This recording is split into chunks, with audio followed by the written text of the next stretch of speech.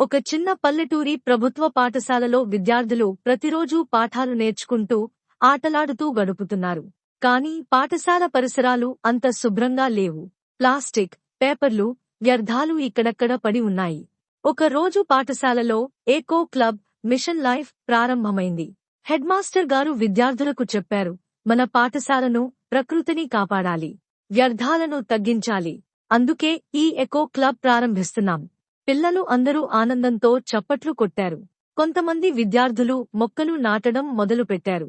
మరికొందరు ప్లాస్టిక్ వాడకండి, పునర్వినియోగం చేయండి అనే పోస్టర్లు తయారు చేశారు.